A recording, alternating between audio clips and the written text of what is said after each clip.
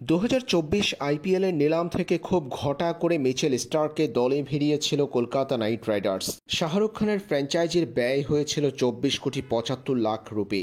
Kolkata champion হয়েছে বটে, কিন্তু 2025 সালের আইপিএলের মেগা নিলামের আগে মিচেল স্টার্ককে রিলিজ করে দিয়েছে ফ্র্যাঞ্চাইজিটি। নিলাম থেকে মিচেল স্টার্কের জায়গায় এমন একজন বাঁহাতি কার্যকরী পেসারকে দলে ভেড়ানো এখন শাহরুখ খানের ফ্র্যাঞ্চাইজির মূল লক্ষ্য। মেগা নিলামে কলকাতা নাইট রাইডার্সের সামনে থাকবে দুই বাংলাদেশি বাঁহাতি পেসার।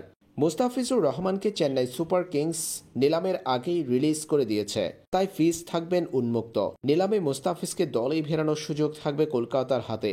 শুধু মুস্তাফিজ নয়, আইপিএলে যে 13 বাংলাদেশি ক্রিকেটারের নাম রয়েছে সেখানে আছে শরীফুল ইসলামের নামও। এর আগেও আইপিএলে দল পাওয়ার সুযোগ তৈরি হয়েছিল তার। বাংলাদেশ ক্রিকেট বোর্ড অনাপত্তি পত্র না দেওয়ায় দল পাওয়া হয়নি শরীফুলের। তবে এবার নিলামে উন্মুক্ত থাকবেন শরীফুল ইসলামও। মুস্তাফিজুর রহমান ও শরীফুলের বাঁহাতি দুই পেসার কলকাতার টার্গেটে থাকবে মেগা নিলামে। কলকাতা নাইট রাইডার্স মেগা নিলাম থেকে বাংলাদেশের এই দুই পেসারের একজনকে দলে ভিড়াতে পারে। সেই ক্ষেত্রে শরীফুল কিংবা মুস্তাফিজুর রহমানের একজনকে দেখা যাবে মিচেল স্টার্কের জায়গায়।